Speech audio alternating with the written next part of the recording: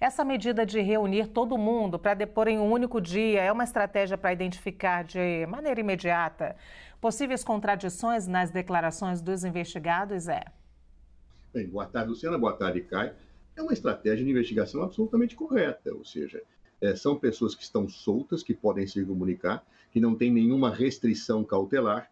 Então, evidentemente, você opta por ouvir todos ao mesmo tempo, para que, evidentemente, não combinem versões, nem digam um ao outro o que foi perguntado pela Polícia Federal. A outra alternativa que se teria para esse caso seria a prisão preventiva ou até mesmo a prisão temporária, mas a Polícia Federal seguramente avaliou que não haveria pressupostos jurídicos que pudessem autorizar ou que tornassem necessária essa medida. Então, portanto, para a boa investigação, vai se ouvir separadamente todas essas pessoas para fazer depois um confronto de depoimentos. E aqui, para quem está do lado de fora vendo, eu fico cogitando, Luciana, se eles já fazem tanta confusão podendo conversar, imagine não conversando diante de perguntas que eles não sabem exatamente quais serão feitas. Então, acredito que, para efeito da investigação, os resultados podem ser extremamente positivos em relação a essa estratégia adotada pela Polícia Federal. Muito bem, Caio Coppola, essa medida de reunir todo mundo em um mesmo dia, em um mesmo horário para prestar depoimento é uma estratégia imediata para identificar, possíveis contradições entre as declarações dos investigados? Com certeza, é uma estratégia legítima de investigação.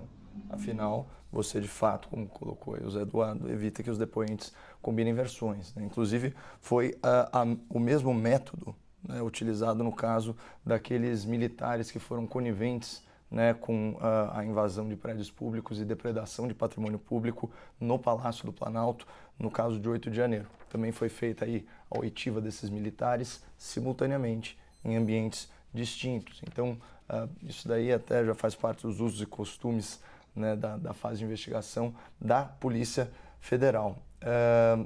Claro que também aqui só algumas colocações, né? No caso do ex-presidente da República e da ex-primeira-dama, nós estamos falando de uma estratégia de defesa de uma estratégia de defesa obviamente articulada, afinal trata-se do mesmo advogado, né? Você tem isso. Fazendo só uma pequena correção, né? O tenente-coronel, né, ex-ajudante de ordens do ex-presidente da República, né, o senhor Mauro Cid, ele está preso, né, preventivamente. Inclusive, o ministro Alexandre de Moraes impediu que seu pai o visitasse na prisão. Inclusive, há relatos aí de que ele já está preso aí há coisa de 100 dias e que ele está passando por um momento psicológico ruim, né? Isso teria talvez até ensejado essa nova estratégia de defesa que foi aí ventilada na imprensa pelo seu novo advogado. Mas do ponto de vista de investigação, eu acho que é absolutamente regular que todos sejam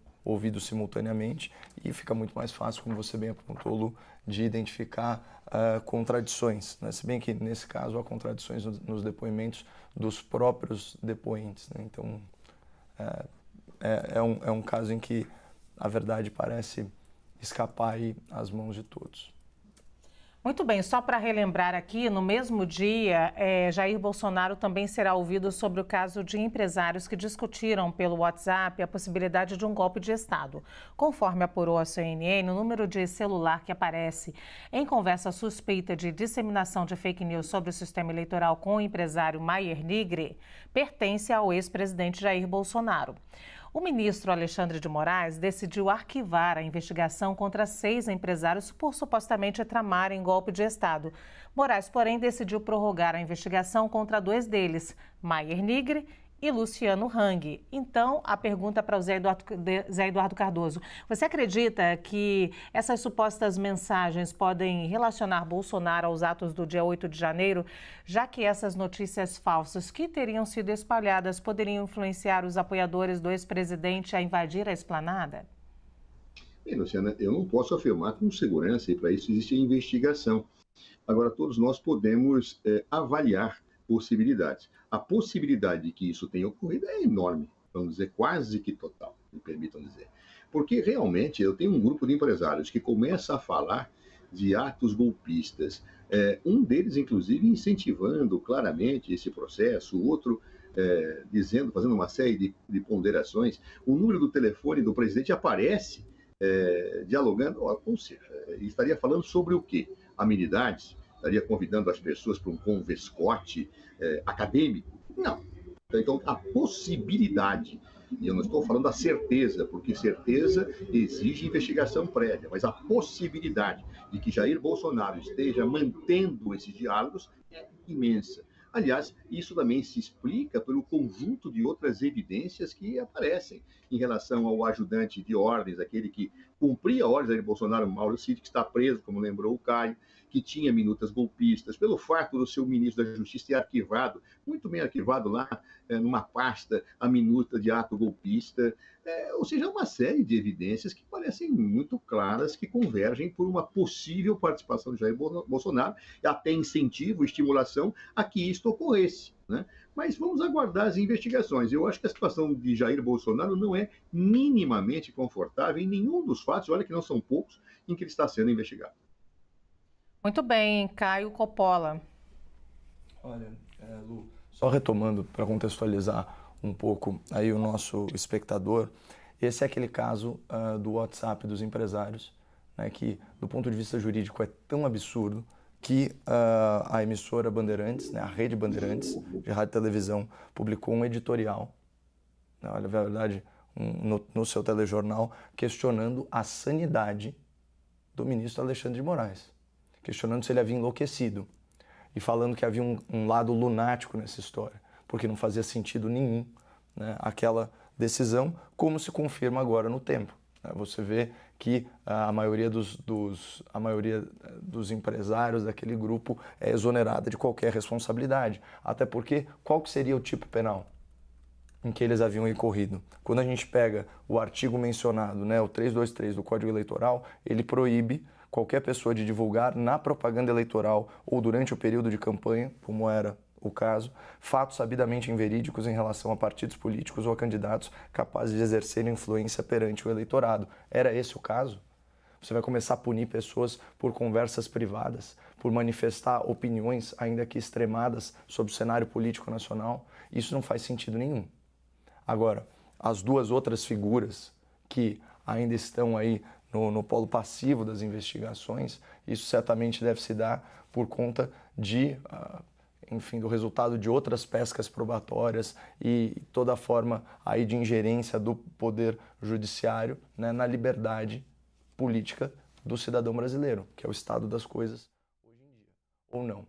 Qual é o tipo penal que foi, enfim, violado por essas pessoas? O que eles fizeram efetivamente?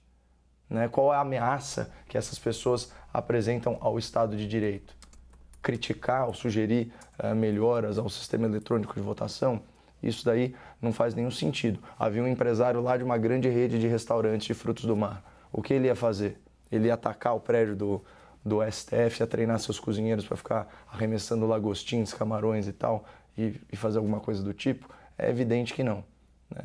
Tinha empresários nesse grupo de STF, nesse grupo de mensagens, que tiveram suas redes sociais suspensas, ou seja, um caso claro de censura, né, simplesmente por terem colocado um emoji, né, numa conversa específica. Ok, mas você ainda não me respondeu sobre a participação de Jair Bolsonaro, quando ele manda, então, essa notícia falsa para empresários. Essa era a nossa pergunta aqui inicial. Lu, a fake news, ela pressupõe que uma pessoa deliberadamente desinforme, certo? Ou seja, pressupõe que, sabendo que essa notícia é falsa ou sabendo que essa informação é falsa, ela seja disseminada com o intuito de influenciar o eleitorado. Agora, uma coisa que está ficando muito clara em todos esses casos é uma convicção muito forte, tanto do ex-presidente da República quanto de autoridades da República, de que o sistema brasileiro era muito vulnerável. E isso fica claríssimo no depoimento tão exaltado pela esquerda brasileira do hacker, né, do Walter Delgatti, condenado agora a 20 anos, né, mais uma sentença condenatória que se soma a outra sentença condenatória por estelionato. Mas o que ele diz no depoimento dele? Que as autoridades que supostamente ele teve contato, né? Acreditavam piamente que o sistema era vulnerável. E ele próprio, quando é indagado sobre qual seria o único método de garantir uma votação mais segura, ele fala que a urna deveria imprimir um registro impresso. Não se trata de voto impresso, hein, pessoal, mas sim o registro impresso do voto eletrônico. Isso estou simplesmente citando, né, a ideia do hacker, que se diz um especialista no assunto, porque ele fala, olha, o código-fonte ele nunca vai estar livre de manipulação humana, ainda que ele não seja acessível por internet, porque, obviamente, um grupo de pessoas tem acesso a esse código-fonte. Então, essa é a teoria.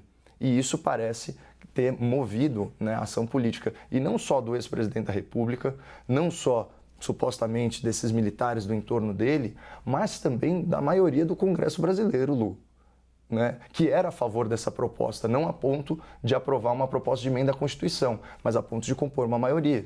Ou se a gente voltar para 2015, a gente está falando numa ideia que era unânime no parlamento, sabe, encaminhamento de todos os partidos no sentido de que houvesse registro impresso do voto eletrônico. Então, eu acho uma extrapolação falar em disseminação de fake news, sendo que essa era uma convicção pessoal da pessoa, com base aí em relatórios da Polícia Federal que sugeriam aprimoramentos, com base numa obviedade de que nenhum sistema eletrônico é 100% blindado contra a influência de terceiros, esse tipo de coisa, sabe? Agora, infelizmente, a gente vive num país em que não é legítimo fazer esse tipo de crítica, inclusive eu deixo reiterado aqui que eu estou simplesmente citando ideias de terceiros. Muito bem, eu quero agradecer aqui a participação do Zé Eduardo Cardoso, do Caio Coppola, nesse primeiro bloco de hoje. Amanhã tem 30 segundos para comentar, Luciano? 30 segundos. Aí dá para o Caio também, Duas observações rapidíssimas, Caio. Eu não acho que empresários, donos de restaurantes, pegam lagosta para jogar nas pessoas, não. Eu acho que elas financiam golpes. Eu acho que elas incentivam e articulam golpes, convocam seus empregados, e assim é isso que está sendo investigado. Não há nenhuma insanidade em relação a isso. Eu pego pessoas falando do golpe, da necessidade, recebendo telefonemas do presidente da República, e acontece tudo que acontece no dia 8, eu não vou investigar.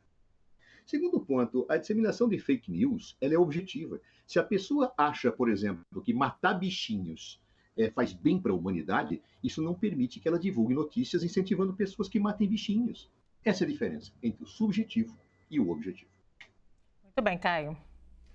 Bom, Zé, mas nesse caso é o seguinte, a gente é de domínio público que matar bichinhos faz mal para a humanidade. Agora, não é de domínio público que o sistema eletrônico de votação brasileiro é um paradigma tecnológico invulnerável. Se fosse assim, ele seria replicado por outros países do mundo. Se fosse assim, não haveria relatórios e comissões no Tribunal de Contas, na Polícia Federal, né, indicando que é possível haver melhorias. Então, a não ser que nós partamos aqui do pressuposto de que nós temos um sistema de votação perfeito, inviolável, inquestionável, o que seria, na verdade, um grande feito da humanidade, né, porque nada que é humano tem essas características, a não ser nesse caso, qualquer sugestão de melhoria, como, por exemplo, o registro impresso do voto eletrônico, que permite uma auditoria a mais, né? A não ser nesse caso, a gente tem liberdade, deveria ter liberdade no Estado de Direito de se expressar. Então não se trata de matar bichinhos. Sim. O Caio, do ponto de vista da informação correta, todos os relatórios apontam que nós temos um sistema de votação inviolável. Sobre melhorias, há quem acredite que imprimir o voto depois pode ou não melhorar, mas que é inviolável, é inviolável.